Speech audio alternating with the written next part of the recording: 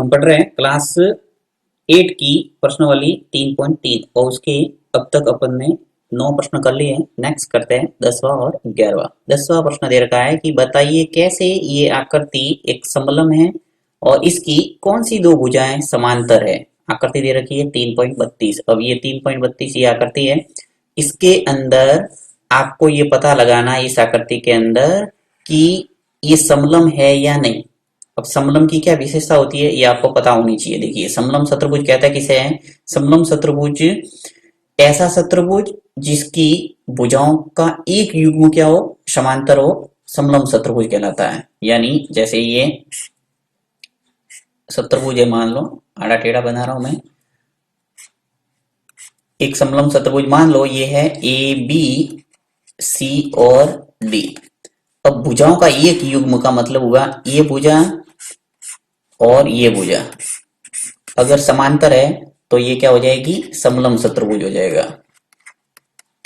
अब यदि दोनों भुजा जैसे एक भुजा और ये भुजा, भुजाओं का एक युग्म, ये समांतर हो गया। अब यदि ये भुजा और ये भुजा ये भी दोनों समांतर हो जाए तो ये क्या बन जाएगा? समांतर शत्रुभुज हो जाएगा।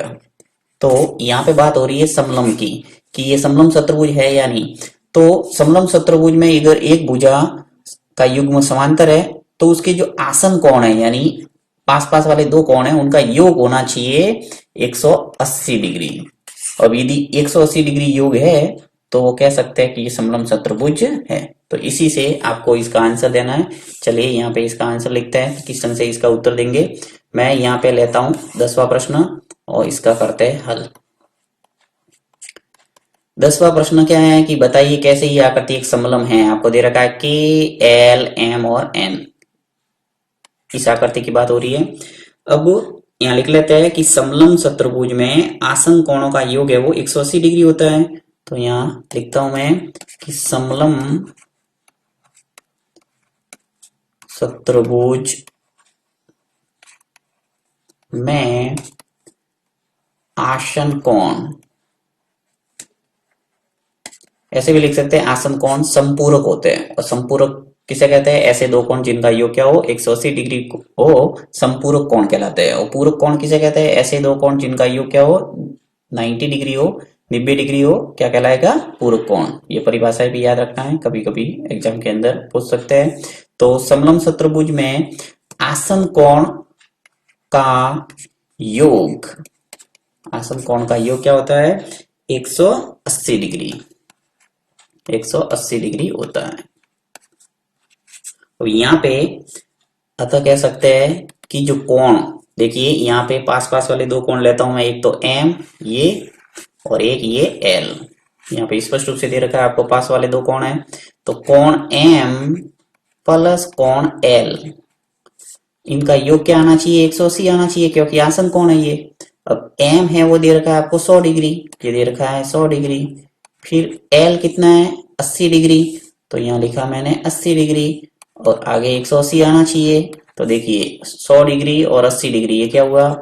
180 और बराबर आ गया 180।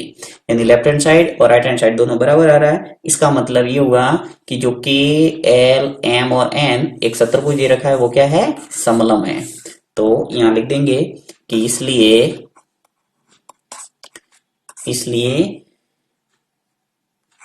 के एल एम और एन, ये के एल एम और ये एन, के एल एम एन एक क्या है? समलम है।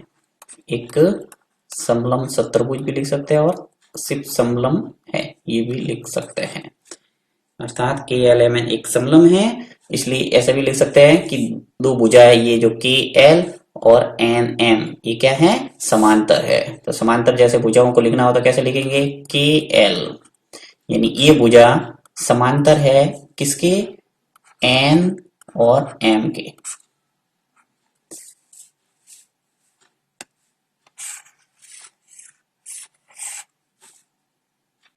देखिए ये जो के एल है यहां से लगाकर ये जो भुजा है के एल वो किसके समांतर है? इस एन एम के। तभी ये क्या हो गया, समलम। क्योंकि समलम चतुर्भुज में भुजाओं का एक युग्म होता है, वो क्या होता है, समांतर होता है। समांतर का अर्थ है इन भुजाओं को यदि आगे बढ़ा दिया जाए अनंत तक तो आपस में एक दूसरे को प्रतिच्छेदित नहीं करेगी। परंतु ये जैसे भुजा है दूसरी जो के के एन और एल एम, यदि इसको मैं आगे बढ़ा दूं ऐसे तो ये एक दूसरे को प्रतिच्छेदित करेगी आगे जाके। तो इस ढंग से समलम चतुर्भुज की ये विशेषता है और इसी विशेषता से अपन ने ये प्रश्न का उत्तर दिया है। नेक्स्ट करते हैं 11वां। 11वां क्या दे रखा है कि आकृति 3.33 यानी ये आकृति है और इस आकृति के अंदर आपको कोण सी ज्ञात करना है। ये जो कोण है ये, इस कोण का मान निकालना है, यहाँ कितने डिग्री का है। और यदि ए बी है वो समांतर है डी सी, ये जो यहां से लगाकर यहां तक ये भुजा है ए बी, ये समांतर किसके है, डी सी के समांतर। ये जो डी सी भुजा है इस भुजा की क्या है, समांतर। तो कुल मिला के ये जो सवाल किया था अपन ने 10वां, इसी का ये मिलता जुलता सवाल है कि यहाँ पे कोण दे रखे थे और यहाँ पे एक कोण दे रखा है, दूसरा कोण पूछा है। तो कुल मिला के यहाँ पे आपको वही आसन कोणों का योग क्या होता है 180 डिग्री, और 180 में से 120 घटा देंगे तो आ जाएगा सीधा इसका उत्तर। तो देखिए इसको किस ढंग से इसका उत्तर देंगे। 11वां करता हूं मैं,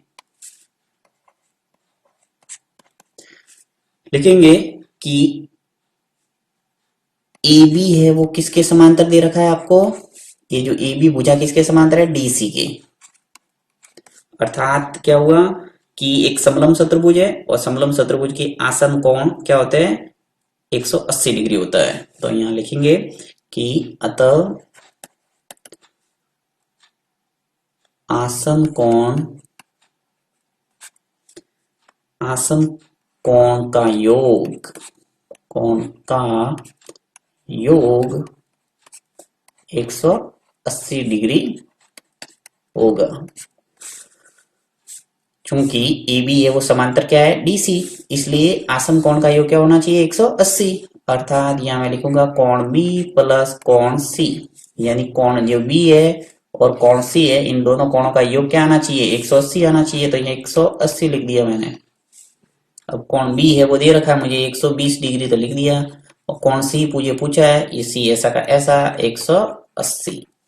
कोण सी निकालने के लिए क्या करूंगा, ये जो 120 है इसको क्या करेंगे पक्षांतर कर देंगे। तो यहाँ पे पक्षांतर कर देता हूं मैं 180 माइनस 120, तो कोण सी की वैल्यू आ जाएगी 180 में से 120 गया तो क्या बचा 60 डिग्री।